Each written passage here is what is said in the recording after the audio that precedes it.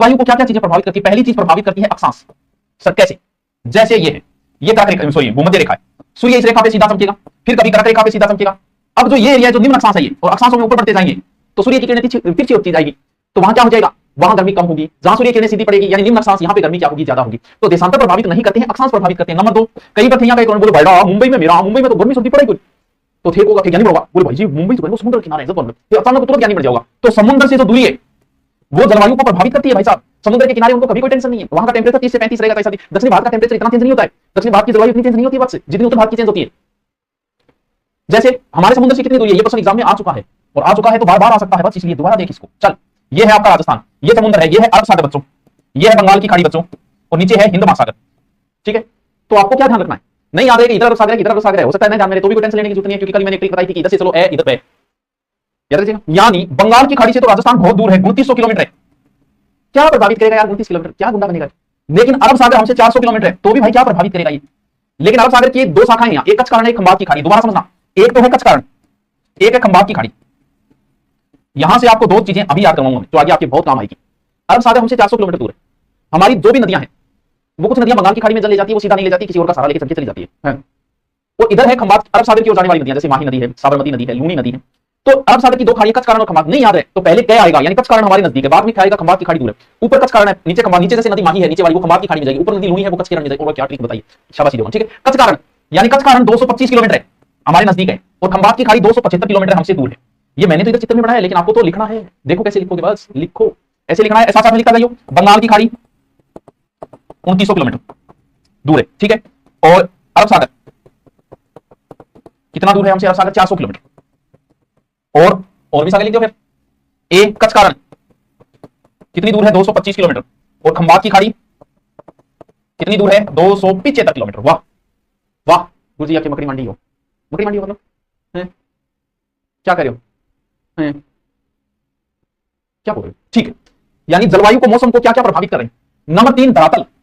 तारो धरातल प्रभावित करेगा कैसे? जैसे हमारे यहाँ क्या है, कहीं पहाड़ है, कहीं रेत है। अब रेत क्या करेगी? जल्दी गर्म जल्दी ठंडी, पहाड़ ना जल्दी से गर्म होते ना जल्दी से ठंडे, इसलिए मौसम को प्रभावित करते हैं। भारत की जलवायु को हिमालय प्रभावित करता है, और राजस्थान की जलवायु को अरावली प्रभावित करता है। क्यों? क्योंकि अरावली के इधर वर्षी छाया क्षेत्र आ जाता है, जहां अरावली की ऊंची पहाड़ियां, वहां ठंड है, जहां अरावली के इधर वाला क्षेत्र में बारिश नहीं हो पाती, इसलिए अरावली भी हमारी जलवायु को प्रभावित करती है।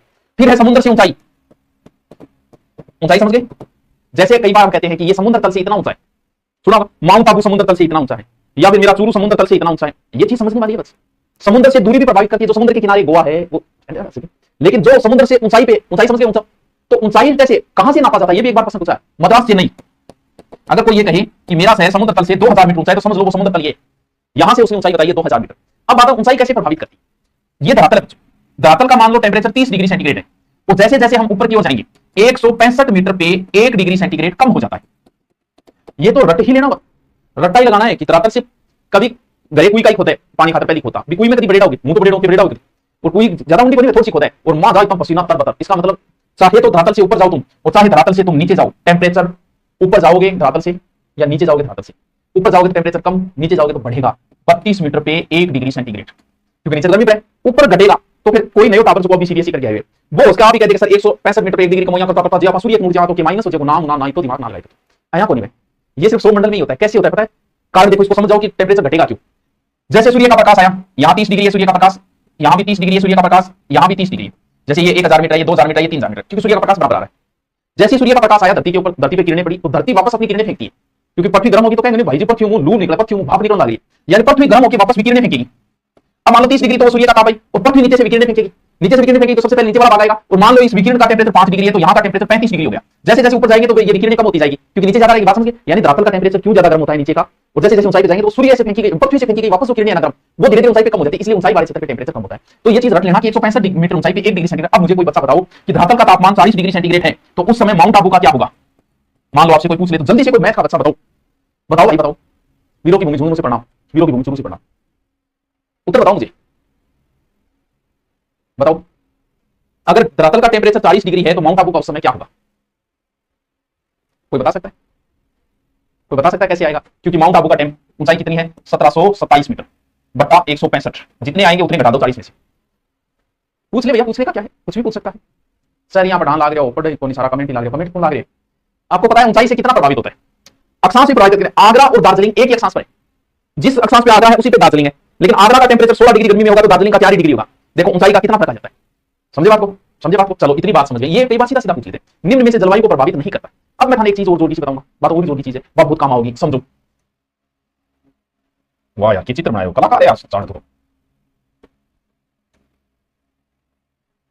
है यार। वो चित्र लीजिए, वो क्या लीजिए, लिख रहे हैं, चलो आपने बना लिया। समझो इस चीज को। देखो ये पृथ्वी है, ये उत्तर दिशा है, ये दक्षिण है, ये पूर्व है, ये पश्चिम है। बहुत प्यार से समझना, ये समझने के बाद आप बहुत सारी बातें समझ जाओगे, क्योंकि आगे यही चीज बस काम आएगी। ठीक है, ये रहा 0 डिग्री। पृथ्वी को 2 बराबर भागों में मैंने काट दिया। पृथ्वी को भू बोलते हैं, बराबर को मध्य बोलते हैं, जिसका नाम है भूमध्य रेखा। ठीक है, फिर एक रेखा यहां है जिसका नाम है 23.5 डिग्री कर्क रेखा। बच्चों को पता होगा, ऊपर कर्क है, नीचे मकर है। कै पहले आता है तो ऊपर वो लिख देना, 23.5 डिग्री, ये है मकर। फिर एक रेखा यहां है, वो है 66.5, एक यहां है 66.5। 3 रेखाएं पृथ्वी पर इंपोर्टेंट। 0 से ऊपर है उत्तरी अक्षांश, 0 से नीचे है वो दक्षिणी अक्षांश। ठीक है, टोटल 90 ऊपर है, 90 नीचे है। ठीक है, अब समझो चीज को। दैट्स सपोज बच्चों, दैट्स सपोज किसी दिन हमारा सूर्य यहां है, ये सूर्य बना रहा हूं, ठीक है, छोटा बना रहा हूं, समझ जाना आप। सूर्य यहां है, किस रेखा पर, इस रेखा पर। आई किस रेखा पर, इस रेखा पर, भूमध्य रेखा पर। कितने तारीख को, 21 मार्च को। सोचो 21 मार्च को पृथ्वी पर इस किरण पर सूर्य चमका है। इस पर चमकने का मतलब सूर्य के दोनों भागों में बराबर ताप मिलेगा और दिन और रात पृथ्वी पर बराबर, क्योंकि यहां भी बराबर मिलेगा, यहां भी बराबर मिलेगा। अब सूर्य ऊपर जाना शुरू हो जाता है, यहां तक पहुंचने में, कर्क रेखा तक पहुंचने, भारत कहां है, भारत यहां है। ठीक है, ये भारत है। कर्क रेखा तक पहुंचने में उसे 3 महीने लगते हैं। मार्च के बाद मार्च, अप्रैल, मई, जून, यहां पहुंच जाएगा जून में। कितने जून को, 21 जून को। 3 महीने लगे यहां तक पहुंचने में, और 21 जून को सूर्य इस रेखा पे चमकता है। भारत यहां है, राजस्थान यहां है, भारत के एकदम बीचों बीच चमकता है भाई साहब। भयंकर जून के माह में, जेठ की दोपहरी, पांव चले से यहां, पांव चले, भयंकर तरीके से गर्मी पड़ती है हमारे। ठीक है, अब क्या होता है, जैसे ऊपर की ओर आता है तो इधर तो भयंकर गर्मी पड़ती है, सूर्य का ताप यहां तक पहुंच नहीं पाता है, यहां 3 महीने तक लगभग अंधेरा रहता है। फिर वापस आना शुरू हो जाता है जून के बाद, जुलाई, अगस्त, सितंबर, 3 महीने लगेंगे। सितंबर में वापस वहीं आ गया था, मार्च में था। कितने सितंबर को, 23 सितंबर को। तो आप देखो मार्च में होली के आसपास बड़े प्यारे दिन होते हैं, और आप देखो सितंबर में भी बड़े प्यारे दिन होते हैं, ना गर्मी ना सर्दी। पृथ्वी पर यहां पहुंचने का मतलब पृथ्वी के दोनों ध्रुवों को बराबर ताप मिलेगा, और दो पृथ्वी पे दिनों रात बराबर होंगे।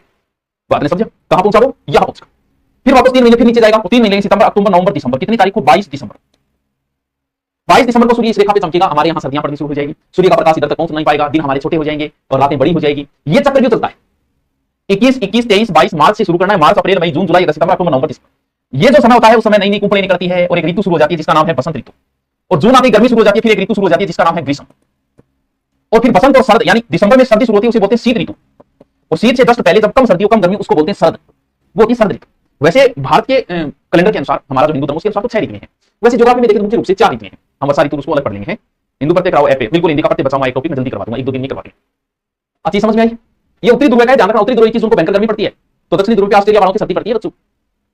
ये समझ में आई चीज। अब एक चीज को और समझना है आपको, 21 जून को सूर्य इस रेखा पे चमकेगा, तो एक नियम जो आगे बहुत काम आएगा कि ताप बढ़ाने पर वायु दाब पर क्या फर्क पड़ता है। वायु दाब का मतलब वायु है, हवा है, कि ताप अगर बढ़ाएंगे, ताप कैसे बढ़ेगा, सिलेंडर से बढ़ा नहीं सकते, फूंक मार के तो बढ़ा नहीं सकते। ताप बढ़ेगा जब सूर्य जिस रेखा पे चमकेगा, जैसे यहां चमक रहा है, यहां हमारा भारत है, तो उस समय ताप बढ़ा भारत में, तो ताप बढ़ेगा तो वायु दाब पर क्या फर्क होगा। तो कई बार सीधा पूछ ले, कोई फर्क नहीं पड़ेगा, वायु दाब बढ़ेगा, वायु दाब घटेगा, इस तरीके के ऑप्शन आते हैं। कुछ भी रखने की जरूरत नहीं है, कुछ भी रखने की, समझने की बात है। जैसे ये सूर्य की किरणें, ठीक है, भयंकर किरणें पड़ी, तुम यहां बैठे हुए हो, तुम समझ लो वायु के कणों, और ये सूर्य के ताप है। कितनी देर बैठ पाओगे ना, गुरुजी को बैठेगा, बिल्कुल। जैसे ही ताप बढ़ा, हवा हुई गरम, गरम चीज ऊपर उठेगी, हवा ऊपर चली जाएगी, यानी ताप बढ़ाते ही वायु दाब क्या होगा, कम, रट्टा मार लेना, नहीं समझ में आया तो। अब क्या है, जैसे ये है, सूर्य यहां चमक रहा है तो इस क्षेत्र का वायु दाब क्या हो गया, कम। यहां क्या है, सूर्य की किरणें टेढ़ी, यहां वायु दाब क्या हो गया, ज्यादा, यहां वायु दाब क्या हो गया, कम। नया नियम, ताप बढ़ाने पर वायु दाब पर क्या फर्क पड़ता है, वायु दाब कम होगा। लेकिन वायु दाब का मतलब हवाएं। अब नियम ये कि हवाएं किधर से किधर चलती है, हाई प्रेशर से लो प्रेशर, लो प्रेशर से high pressure, high to high, low to low, हवाएं किधर चलती है, यानी ज्यादा से ज्यादा की ओर, ज्यादा से कम की ओर, कम से ज्यादा की ओर, कम से कम की ओर। वाह, के लिखिए, डाली डाली पर नजर डाली, पत्ते पर नजर डाली, लेकिन जब दुनिया पर नजर डाली, सुभाष जी सर ने हमारी किस्मत बदल डाली। इसको कोर्स खरीदना पड़ेगा, ऐसी ऐसी बातें लिखा है बस। अब बात समझो, ताप बढ़ाने पर वायु दाब कम, हवाएं किधर चलती है, ये आगे बहुत काम होगा, जलवायु में करवाना हूं, जलवायु मिनट समझ में, पहले बात करनी जरूरी है। अगर मान लो आपने ये कह दिया कि हवाएं किधर से किधर चलती हैं, आपने लिख दिया कि कम से ज्यादा की ओर, तो हे भोले मानुस, इस कलयुग में तुम कैसे पैदा होगे। तुम कह रहे हो कि हवाएं कम से ज्यादा, और एक कमेंट भी आ गया, एसवी बेरवा, हे बस मैं तुमसे कहूं कि 50 रुपये तो तुम्हारे पास है ही नहीं, तो तुम देगा कहां से। जब हवाएं है ही नहीं तो तू चला किधर रहा है, अमल खाइड होगी। जब हवाएं है ही नहीं, पैसा तो वही देगा ना जिसके पास है। बस प्रकृति अपना संतुलन बना के रखती है। प्रकृति जहां हवा ज्यादा होगी, प्रकृति अपना संतुलन बनाएगी, कहेगी जहां ज्यादा है उनको कहेगी कि भाइयों और बहनों जाओ, यहां हवाएं कम हो गई है तो ये हवाएं चलेगी इधर। तो सीधा सा नियम है यार, प्रकृति संतुलन कैसे बनाएगी, हवाएं हमेशा किधर चलेगी, जिधर ज्यादा है उधर ही तो चलेगी। ढोल है, ढोल ढोल नहीं फुला लियो, ढोल के अंदर हवा ज्यादा होगी, थोड़ा सा बेस तो बाहर निकल जाएगी, क्योंकि जहां ज्यादा है वहां कम की ओर निकलेगी। प्रकृति का रूल है यार, मैंने थोड़ी बनाया है। यानी हवाएं किधर से किधर की ओर चलती है, ये दोनों नियम अभी लिख लेना चाहिए। यानी वायु दाब, सॉरी, ताप बढ़ाने वायु दाब कम होगा, ठीक है, यानी टेम्परेचर विद कर्मानुपाती प्रेशर, और हवाएं चलती है high pressure to low pressure, उच्च से निम्न की ओर। अति बात अगर थारे समझ में आ गई तो मैं आगे भाई सी तभी करूँ थारे मूर्ख था। क्या ये लाइव क्लास है? यस लाइव क्लास है। बता कैसे मानेगा लाइव क्लास? ये देख लाइव क्लास है, ठीक है। और कोई और सबूत मांगा है तो ये लाइव क्लास है, देख है नहीं क्या नहीं कोई है लड़की चौको। आगे चले, अब काम की चीज आएगी। लेकिन एक चीज मैं और बतानी भूल गया, भूल जाऊँ आजकल टेंशन बहुत होती है, भूल जाते। देखो आपने देखा सूर्य लास्ट में इधर तक लेके आया, सूर्य लास्ट इधर तक लेके आया। जहां सूर्य एनी टाइम चमकता है उस क्षेत्र में भयंकर गर्मी पड़ती है और उस गर्मी के क्षेत्र को बोलते हैं उष्ण, और इस क्षेत्र को बोलते हैं उष्ण कटिबंध। यानी जो क्षेत्र इनके बीच में आ रहा है वो है उष्ण कटिबंध, ठीक है। यहां थोड़ी गर्मी थोड़ी सर्दी, ना उष्ण है ना ही शीतोष्ण है, शीत है ना गर्मी है ना सर्दी, इस क्षेत्र को बोलते हैं शीतोष्ण कटिबंध। ये भी क्या है? शीतोष्ण, ये दक्षिणी शीतोष्ण, वो उष्ण। यहां तो सिर्फ सर्दी सर्दी पड़ती है, इसको बोलते हैं शीत और इसको भी बोलते हैं शीत। अब देखो हमारा राजस्थान में अलग से यहां बना रहा हूं, जैसे ये हमारा राजस्थान है तो राजस्थान का कर्क रेखा यहां से गुजरती है, ये राजस्थान है, कर्क रेखा यहां से गुजर रही है, इसका मतलब इसके नीचे डूंगरपुर बांसवाड़ा ये तो आ गया उष्ण में, इसके ऊपर पूरा राजस्थान किसमें आ गया? शीतोष्ण में। लेकिन भारत को क्या लिखे? आधा भारत उष्ण में आधा भारत शीतोष्ण में। भारत को क्या लिखो तो राजस्थान को तो लिख दिया, क्योंकि कर्क रेखा से नीचे उष्ण कटिबंध है, ऊपर पूरा बच गया राजस्थान 90% तो शीतोष्ण। लेकिन भारत तो बीच में उज रही है, उसको क्या लिखे भाई? एग्जाम में आया था फर्स्ट ग्रेड, पता नहीं आईएएस तक में आ गया ये। भारत की जलवायु कैसी है? राजस्थान की तो आपने लिख दी शीतोष्ण, लेकिन भारत की जलवायु कैसी? टेंशन क्या मिले सर? शेर आ गया, शामी किंग आ गया, आ जाओ बेटी का बापू। अरे बताओ भारत किसमें आएगा? अरे आई लव यू बाद में बोलते ही पढ़ ले। एक बात बताओ, कितने महीने सर्दी पड़ती है? मात्र 3 महीने, दिसंबर जनवरी 2 ही है, नवंबर वो जोड़ दो यार, बाकी 9 महीने क्या पड़ती है? गर्मी। तो बोले यार गर्मी पड़ रही है इसलिए भारत उष्ण कटिबंध में आएगा, बात भी सही है। वरना फिर इन दोनों के 5-5, 10-10 डिग्री सांस ले लिए, यहां तक और यहां तक, यहां तक और यहां तक, बोले इनके बीच के क्षेत्र को बोल दो उपोषण। तो वैसे देखे तो राजस्थान उपोषण में, भारत उपोषण में, लेकिन बोले क्या उपोषण भाई? गर्मी पड़े 9 महीना उष्ण है, वैसे देखे तो भारत उष्ण कटिबंध में आता है। अब करते हैं शुरू हम, बिस्मिल्लाहिर्रहमानिर्रहीम, शुरू करते हैं। चलो करें शुरू, आओ ढंग से समझ लेना, बार बार नहीं समझाऊंगा, इस चीज को कंसेप्ट क्लियर कर लेना, ठीक है? ठीक है बच्चों, ये है आपका अरब सागर, ये है बच्चों हिंद महासागर, और ये है बंगाल की खाड़ी, ठीक है बच्चों? ढंग से समझ लेना, चित्र भी साथ साथ में बनाओ तो सोने पे सुहागा, ठीक है? और ये रही आपकी कर्क रेखा, ठीक है, बिल्कुल सर, ठीक है। और ये भारत से थोड़ी 800 किलोमीटर दूर कौन सी रेखा? विषुवत रेखा। और ये रही हमारा राजस्थान, वीरों की भूमि। इतनी बात क्लियर? इंडिया का मैप कितना अच्छा बनाते हो, चलो किसी ने बढ़ाई तो की, बनाना कोई आसान नहीं है डालो, मैं तो 10 साल के पुराने वीडियो में भी मैप से पढ़ा रहा हूं, थोड़ा मुश्किल होता है, मास्टर बनाते थे, थोड़ा शर्म आ जाए, खुद जो बन गए तो बन गए, हां चलो दोबारा देखो, क्या इतनी बात आपकी समझ में आई भाई? इतनी बात आ गई, चलो एक काम और करता हूं, मैं यहां भी बना लेता हूं, यहां एक राजस्थान और बना लेता हूं ताकि साथ साथ में कुछ क्लियर होता जाए। और ये है कर्क रेखा, ठीक है? यहां लास्ट जिला है बांसवाड़ा, काम आएगा, इधर एक जिला है झालावाड़, काम आएगा, इधर एक जिला है सिरोही, काम आएगा, इधर जिला है जैसलमेर, काम आएगा, ठीक है? इतनी बात ठीक है? ठीक है, आओ कंसेप्ट समझना बच्चों, इसको समझने की कोशिश करना, मैं समझाने की कर रहा हूं, तुम समझने की करना। याद करो जो शहीद हुए थे उनकी कुर्बानी याद करो। ये मार्च है, इस कंसेप्ट को देखो, मार्च में सूर्य कहां था? विषुवत रेखा पे, यानी सूर्य मार्च में इस रेखा के ऊपर है, ठीक है? उधर मैंने बताया मार्च के बाद अप्रैल लगभग यहां आएगा, मई में यहां आएगा, जून में यहां आएगा, ठीक है? जून में आएगा या तो। अब मान लो कि मार्च है, तो मार्च में होने का मतलब ये हो गया आपका, बात समझता जाइए, बात की गहराई को समझना बस। देखो मार्च में सूर्य यहां है और लगभग अप्रैल में सूर्य आ गया यहां। यहां सूर्य चमकने का मतलब बच्चों ये है कि यहां का वायु दाब क्या हो गया? कम। सूर्य चमकेगा तो वायु दाब कम होगा, यहां थोड़ा बहुत ज्यादा हो सकता है, तो कुछ हवाएं इधर चल सकती है। अरे एकदम सूखी हवा कुछ नहीं, मगुरिया चलेगा, लू चलेगी, क्योंकि यहां वायु दाब थोड़ा कम हो गया, हवाएं इधर चली तो थोड़ी बहुत लू चलेगी और कुछ नहीं, गर्म हवाएं चलेगी, तो इधर से कोई पानी तो आएगा नहीं। अब क्या होता है, जैसे ही वो अप्रैल आए, और अप्रैल लास्ट थोड़ा सा अप्रैल मान लो, अप्रैल में यहां का वायु दाब थोड़ा सा कम हुआ, किन्हीं वजह से, अभी मानसून नहीं आए, किन्हीं वजह से यहां से कई बार पानी उठिए, इस साइड में थोड़ी बहुत कई बार बारिश कर देता है, नॉर्मल ऐसी, जिसे हम मानसून पूर्व वर्षा कहते हैं। वो जो वर्षा यहां छिंटा कसी शुरू हुई और ये बारिश हुई, और बारिश होता है आम खिलजे, यानी क्या होता है, आपको याद करो कि आम कब आने शुरू होते हैं? अप्रैल में, क्योंकि मानसून तो नहीं आया अभी, लेकिन मानसून से पहले थोड़ी बहुत यहां से उठके तमिलनाडु केरल साइड में कई बार ये बादल बारिश करते हैं। अरे पता ही बोलो निहाल हो गया, आम तैयार हो गया, उस वर्षा को अम्र वर्षा कहते हैं। वो कर्नाटक में भी होती है, कर्नाटक में वह भारतीय सर्वाधिक कॉफी होती है, कर्नाटक में कौवा कॉफी, और कॉफी वह चेरी ब्लॉसम, तो इसे कर्नाटक में कॉफी या चेरी ब्लॉसम वर्षा कह देते हैं, कौवा के फूल खिल जाते हैं, फूलों वाली वर्षा कह देते हैं इसे। ये अभी मानसून नहीं है, बस मानसून नहीं है। और कई बार ये बंगाल साइड तक चले जाते हैं, रात में भयंकर डाले, तो बंगाल साइड में रात्रि करते हैं, उसे काल बैसाखी कह देते हैं। अब नाम से पता चलता है रात्रि को भयंकर गर्जना के साथ करते हैं असम और बंगाल में, लेकिन वहां फायदे बहुत है, चा पटसन चावल बहुत फायदे मिले, तो उधर चाय वर्षा कह देते हैं उसको, बादोली छिड़ा या चाय वर्षा नाम दे देते हैं। अभी मानसून नहीं है, बस मानसून से पहले थोड़ी बहुत वर्षा हुई, आम पके अमर वर्षा कह दिया, फूल कौवा के फूल निकल गए, फूलों वाली वर्षा कह दी। तो बंगाल साइड में हो गई काल बैसाखी कह दिया, रात्रि को खतरनाक होती, दिन में चाय को बड़ा फायदा मिलता है, तो चाय वर्षा कह देते हैं, ऐसे नाम है। अब थोड़ा सा आगे चलिए, अप्रैल के बाद में क्या आ गया? मई, और मई के बाद जून, जून में सूर्य यहां चमकना शुरू हुआ। अब बनेगी बात, तो सूर्य इस रेखा पर आ गया जून में, और इस रेखा पर आने का मतलब बच्चों यहां वायु दाब हो गया कम, और यहां समुद्र है वैसे ही पानी है, यहां वायु दाब हो गया बच्चों ज्यादा, बस धीरे सी अब चलेगी। अब क्या हुआ कि ये वायु दाब ज्यादा होती कब? जून में। अब गर्मी पड़ी तो इन्हों हवा इन्हें चल पड़ी, बोल चलो भाई चलो, ये भाई चलो, ये राजस्थान चला, इन्हें चला, आपने हवा हवा किधर से किधर चलने लगी, वायु दाब या ज्यादा हुआ तो इधर कम की ओर चलना शुरू, लेकिन ऐसी भी कौन चला है, क्योंकि सीधो तीर की चली हुई। फेरेल का एक नियम है, कोर्नोसियस बल बोलते हैं उसे, क्योंकि पृथ्वी घूम रही है तो ये हवाओं पे भी प्रभाव पड़ेगा। बस इतना याद रखना कि इस हवा की तरफ पीट कर लो, ये आपकी दाईं ओर मुड़ेगी, यानी ये हवाएं सीधी नहीं चलती बच्चों, हवाएं थोड़ी सी मुड़ जाती है। किधर मुड़ जाती है, इधर, ऐसे ऐसे। अब समझो बात में, ये कौन सी दिशा है, उत्तर, ये कौन सी दिशा है, दक्षिण, ये कौन सी दिशा है, पूर्व, ये कौन सी दिशा है, पश्चिम। ये हवाएं, हवाओं का नाम हमेशा जिधर से हवाएं आती है वही नाम पड़ता है, जैसे पूर्व की ओर आई तो पूर्वाई नाम देती हो, तो हवाएं जिधर से आ रही है वही नाम होगी। हवाएं किधर से आ रही है, ये दिशा कौन सी, दक्षिणी, ये कौन सी, पश्चिमी, यानी ये हवाएं किधर से आई है, हिंद महासागर से, दक्षिणी पश्चिम से, और इस मानसून का नाम है दक्षिणी पश्चिमी मानसून। समझता रहिए आप लोग, समझता रहिए सर, ये टॉपिक तो खिचड़ी बन रही नहीं, बन रहा, इसे आसान हो नहीं सकता, तो बीच में आया इसलिए तेरी खिचड़ी बन गई। बात को समझो यार, बड़ी काम की चीज है ये, कंसेप्ट समझो इसको। यहां वायु दाब कम, यहां हवाएं चली, हवाएं इधर मुड़ गई। अब क्या होगा, यहां से जो हवाएं उठी और सबसे पहले यहां टकराई, कब, जून के पहले सप्ताह, लगभग 5 जून, फिक्स नहीं है लेकिन जून के पहले सप्ताह। यहां क्या है, केरल। भारत में सबसे पहले मानसून कहां पहुंचता है, केरल। अब मैं एक प्रश्न और पूछ रहा हूं, भारत में सबसे पहले मानसून कहां पहुंचता है, उसमें केरल ऑप्शन नहीं है, उत्तर बताओ, उत्तर बताओ, अब तुम्हारा पता चलेगा। भारत में सर्वप्रथम मानसून कहां पहुंचता है, रीडमैन का कोर्स कब स्टार्ट होगा, शुरू ही है, बताओ, मेरे प्रश्न का उत्तर बताओ, कमेंट बाद में करना। मालाबार तक भी ऑप्शन नहीं है, ये रीट में आया हुआ प्रश्न है, रीट में आया हुआ, तुमने मजाक बना के रख दिया। समझो भाई साहब, समझो, सबने केरल रख लिया, इससे नीचे अंडमान निकोबार। भारत में सबसे पहले मानसून अंडमान निकोबार द्वीप समूह में पहुंचता है, जो रीट में पूछा गया था इस प्रश्न को, और भारत की मुख्य भूमि से सर्वप्रथम केरल पे पहुंचता है। अब क्या हुआ, ये मानसून था कौन सा, दक्षिणी पश्चिमी मानसून। ये दक्षिणी पश्चिमी मानसून बच्चों यहां टकराया, टकराते इसके, क्योंकि इस तरफ आ गया तो इसके दो शाखाएं बट गई। मैं दोबारा गोल, ये कौन सी दिशा है, दक्षिणी, ये कौन सी पश्चिमी, इधर से मानसून आया, सर्वप्रथम कहां पहुंचा, केरल। भारत में सर्वप्रथम मानसून कहां पहुंचा, केरल, लेकिन अभी तो राजस्थान बाकी है, राजस्थान तक अभी नहीं पहुंचा है, ये शाखाएं आगे जाएगी।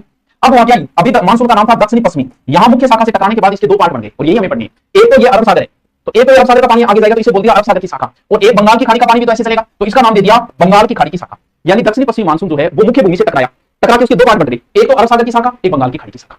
तो सबसे पहले हम देखते हैं अरब सागर की शाखा। यहां से पानी उठा, यहां बारिश की, लेकिन ये वृष्टि छाया क्षेत्र में आ जाएगा, यहां पहाड़ियां हैं, इसके इधर वृष्टि छाया क्षेत्र का मतलब ये हुआ कि जैसे मान लो कि आप कोई ट्रक खड़ा है, ट्रक के इधर से पानी मार रहे हो, ट्रक के, क्या उस साइड में पानी जाएगा, नहीं जाएगा, क्यों नहीं जाएगा, क्योंकि वो पानी आपने इधर से, जैसे ये पहाड़ है इसके इधर से पानी बादल टकरा रहे उसके उस साइड में, उसे बोलते हैं वृष्टि छाया क्षेत्र। तो भारत में अगर कहीं किसान सुसाइड करते हैं तो वो ये एरिया, ना इधर वाला मानसून आता है ना इधर वाला आता है, वृष्टि छाया क्षेत्र की वजह से। अब यहां से मानसून उठा, यहां नर्मदा नदी के बारिश करते हैं, यहां यूपी साइड में यहां तक पहुंचा, और ऐसे करते करते एक शाखा हमारे राजस्थान भी पहुंच गई। बधाई हो, बधाई हो बस, बधाई हो। कौन सा, अरब सागर, ये आया राजस्थान। सबसे पहले कहां पहुंचा, बांसवाड़ा। भारत में मानसून पहुंचने के लगभग 15 दिन बाद हमारे यहां पहुंचेगा, मध्य जून, भारत में जून का प्रथम सप्ताह, और यहां का पहुंचेगा मध्य जून के अंदर। बांसवाड़ा पहुंचा, फिर यहां सिरोही वगैरह उदयपुर में बारिश करेगा, फिर अरावली आ गई, ऐसे ऐसे आने की वजह से बेचारा कहीं टकराएगा नहीं, टकराएगा नहीं तो सीधा निकल गया आगे जाके हिमाचल वगैरह वहां बारिश करती। याद क्या रखना है, राजस्थान में सर्वप्रथम कौन सा मानसून पहुंचता है, अरब सागर का। कहां पहुंचा, बांसवाड़ा के अंदर, फिर इस साइड की ओर बारिश कर देगा थोड़ी बहुत, फिर सीधा निकल जाएगा, क्योंकि अरावली ऐसी है कहीं टकरा नहीं पाता बेचारा, इसलिए सीधा निकल गया। ये तो है अरब सागर की। कोई प्रश्न क्या बना, राजस्थान में सर्वप्रथम किस शाखा था, क्योंकि राजस्थान में कुल वर्षा का 10% तो अरब सागर से होता है, जबकि 90% बंगाल की खाड़ी से होता है। अब समझो कि बंगाल की खाड़ी से कैसे होता है, कहानी अब समझ में आएगी आपकी। यहां आओ, ये अरब सागर, ये भारत के इस एरिया में इस पूरे तट पे बारिश करेगी, फिर यहाँ यूपी ऐसे करके आगे निकलेगी, राजस्थान में यहाँ से चौथे में आगे मानसून निकल जाएगा। यहाँ कुछ पहाड़ियां हैं मेघालय की, गारो, खासी, जैंतिया, ऐसी है पहाड़ियां कीप की तरह ऐसे। अब देखो यहां से भयंकर पानी उठा, उठ के जैसे यहां पहुंचा इस साइड में, असम में गारो, खासी और जैंतिया पहाड़ियों, भाई साहब आग लगा दी, समझो आग लगा दी। खतरनाक काम होता है, क्योंकि इधर से बंगाल की खाड़ी का चल आया, पहाड़ियां ऐसे आवे बारिश आवे बारिश। असम मेघालय साइड में वर्षा ऋतु में बच्चों इतनी बुरी स्थिति हो जाती है, इतने चरम रोग हो जाते हैं उन लोगों के।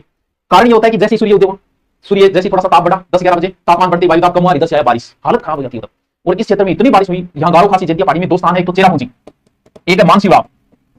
ये दोनों नाम याद रखना। भारत में सर्वाधिक वर्षा वाले स्थान है चेरापूंजी और मानशिवराव। भारत में सर्वाधिक वर्षा वाले स्थान कौन से, चेरापूंजी और मानशिवराव। पहले चेरापूंजी था, वर्तमान में थोड़ा सा मानशिवराव आ गया, ठीक है। क्या कह रहे हो, कुछ तो बोल रहे हैं, मुझे यार तो बहुत ही सुना लगा, थैंक यू थैंक यू। अब क्या हुआ, अब ये हुआ कि इस साइड में बारिश हुई, बारिश होते ही आर्द्रता बढ़ जाती है, ठंड हो जाती है, ठंड होने की वजह से यहाँ वायुदाब हो जाता है कम, और हमारे यहाँ बारिश हुई नहीं, सूर्य की किरणें सीधी पड़ रही है, तो सॉरी वायुदाब ज्यादा, बारिश होने के कारण नमी आ गई, वायुदाब ज्यादा हो गया, यहाँ सूर्य की किरणें और वायुदाब यहाँ हो गया कम। तो ये जो बंगाल की खाड़ी वाला यहाँ था, यहाँ से फिर बोले भाई राजस्थान की ओर चलो, वो हमारे राजस्थान की ओर चलना शुरू हो जाते। समझ में आया क्यों चले, वहां आर्द्रता बढ़ गई, बारिश ज्यादा की, तो यहाँ पर सूर्य किरणें सीधी, बारिश हो नहीं रही है, तो यहाँ वायुदाब हो गया कम, तो वो बंगाल की खाड़ी वाला इधर चल पड़ा। वो अरब सागर वाले से मिलेगा भी, बोल भैया कब के पिछड़े में है, वो यूपी साइड में अरब सागर वाला बंगाल वाला मिलता भी है, थोड़ी बहुत बारिश भी होती है वहां। और ये दिशा पूर्व है, और ये मानसून राजस्थान में किस दिशा से प्रवेश करता है, पूर्व दिशा से। इसलिए बूढ़िया कहे भाई पूर्वा चले बारिश हुई, बूढ़िया नहीं नॉलेज हो, पूर्वा थाना ध्यान रखनी कि ये पूर्वाइयां कहां से आती है बच्चे, ये बंगाल की खाड़ी की उधर जाके उधर टकरा के फिर इधर आती है। और ये मानसून सबसे पहले पहुंचेगा झालावाड़, यहाँ भयंकर बारिश करता है। अरब सागर की शाखा सर्वप्रथम कहां पहुंची, बांसवाड़ा। बंगाल की खाड़ी की कहां पहुंची, झालावाड़। और बारिश करते हुए बांसवाड़ा में करेगी, इधर बारिश इधर बारिश, इधर करते करते करते और यहाँ तो अरावली आ गया, और अरावली के उधर वर्षा वर्षा न्याल कर दिया वैसे, और ये वृष्टि छाया क्षेत्र में आ गया पूरा वर्षा। और यहाँ पे जैसलमेर तक पहुंचते बेचारे बादल में की कौन बचे, वर्षा होती नहीं है, सबसे कम वर्षा सबसे ज्यादा वर्षा राजस्थान का चेरापूंजी, क्योंकि वैसे देखिए झालावाड़ ये भी मानसून ले लेता है, इधर वाला भी ले। दूसरा सर्वाधिक वर्षा बांसवाड़ा, सर्वाधिक वर्षा वाला स्थान माउंट आबू, क्योंकि आबू अरब सागर वाला भयंकर वर्षा लेता है। अब जहां बारिश ज्यादा होगी वहां चिपचिपा सा हो जाता है, आर्द्रता बोलते हैं इसे। चिपचिपे को मतलब आर्द्रता, यानी पूरे दिन यहाँ की बारिश बारिश हुई। तो सर्वाधिक आर्द्र जिला झालावाड़, सर्वाधिक आर्द्र स्थान माउंट आबू, सबसे कम आर्द्रता रहती है फलोदी की। सबसे शुष्क स्थान कौन सा है? फलोदी। शांति मिली पूनम को, क्यों हो